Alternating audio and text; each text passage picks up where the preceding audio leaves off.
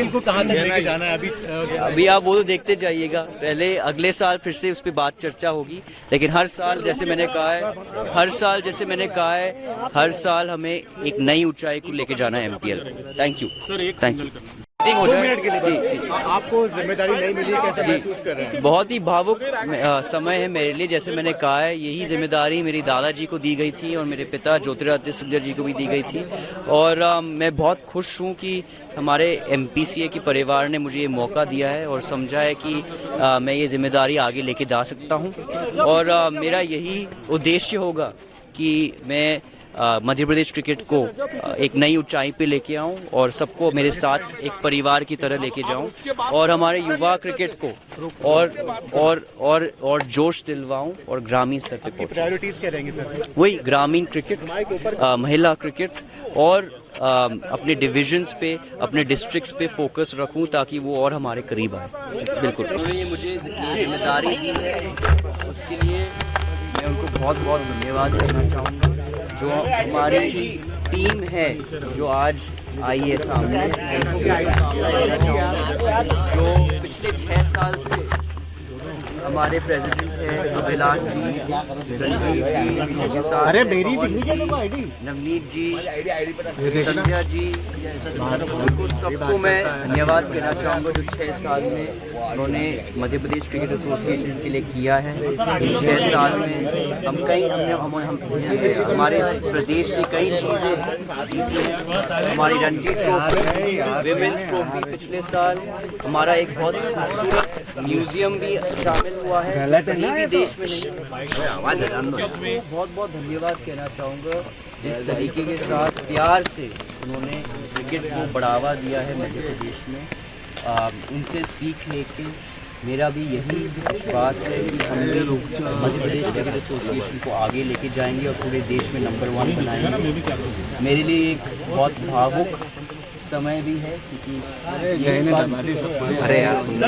मेरे दादाजी माधवराव सिंधिया जी, मेरे पिता ज्योतिरादित्य सिंधिया जी ने काम किया था और अब मुझे ये मौका मिल रहा है तो मेरे लिए बहुत भावुक समय है। निर्विरोध चुन लिया गया सर, आपको निर्विरोध चुना गया, आपके सामने कोई आईडी दिखा दो।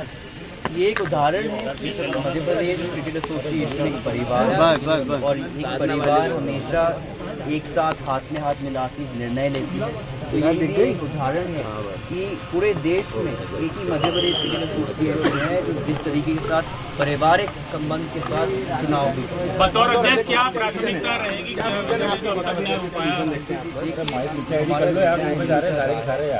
हम ग्रामीण स्तर पे क्रिकेट को बढ़ावा दें, हम अपनी बेटियां जो हैं, अपनी बहन जो हैं, उनको एक मौका दें, महिलाओं को बढ़ावा दें।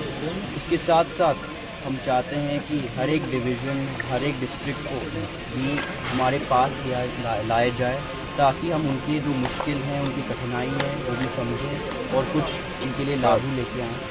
यही है हमारा 2-3 जो काम है जिसमें हम काम करना चाहते हैं। और हम जिस तरीके के साथ हमारे पिछले प्रेसिडेंट अभिलाष जी और टीम ने प्यार से काम किया है, उसी तरीके से आईपीएल और इंटरनेशनल क्रिकेट बहुत दिनों से इंदौर से कहीं ना कहीं दूर नजर आ रहा है। ये चैलेंज रहेगा या इसमें किस तरीके से वर्कआउट करने वाले हैं? अरे नहीं रहेगा, ये अब हमारी जो वुमेन्स वर्ल्ड कप आ रही है, अब बिल्कुल अगले महीने यहाँ पे भी मैचेस होंगे, आप देखते जाइएगा।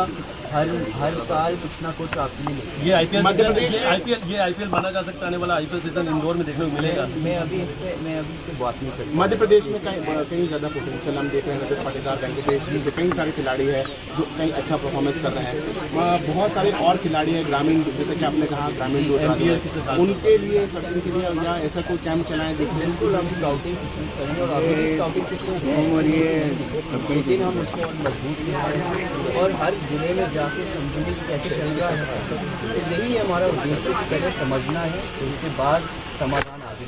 सर आज जो एजीएम हुई उसमें क्या प्रोसीडिंग्स रही? देखिए, पिछले साल एजीएम हमारी दिसंबर में हुई थी। इलेक्शन का टाइम था, 6 साल हो गए थे लोढ़ा कमेटी के अनुसार, उसके हिसाब से हमको एजीएम जल्दी करना थी।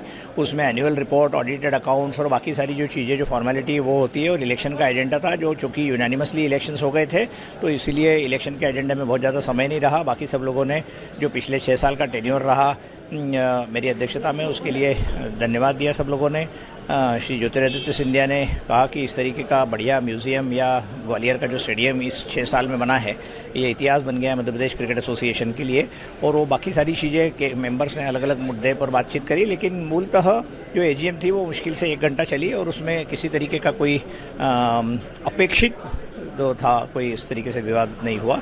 और ऑडिटेड अकाउंट्स, नए ऑडिटर्स की अपॉइंटमेंट, ओम्बुड्समैन की अपॉइंटमेंट, ये सारी चीज़ों का जो एजेंडा था पूरा हो गया।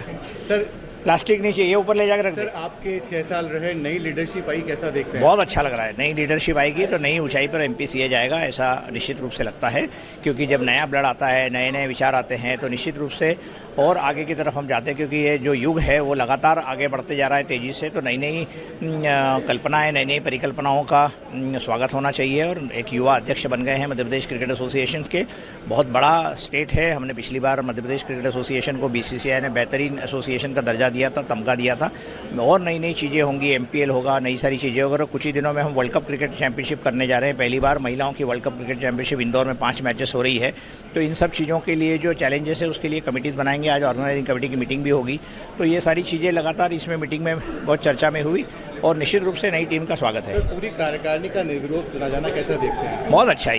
ये पहले भी परंपरा थी, बीच में कभी टूट गई थी, लेकिन इसी परंपरा को हम आगे बढ़ा रहे हैं। 2022 में भी चुनाव नहीं हुए थे और 2025 में भी चुनाव नहीं हुए, अगले समय भी शायद चुनाव ना हो। अगर आप ये वीडियो YouTube पर देख रहे हैं तो हमारे चैनल को सब्सक्राइब कर बेल आइकन दबाएं, और Facebook पर देख रहे हैं तो हमारे पेज को लाइक करें।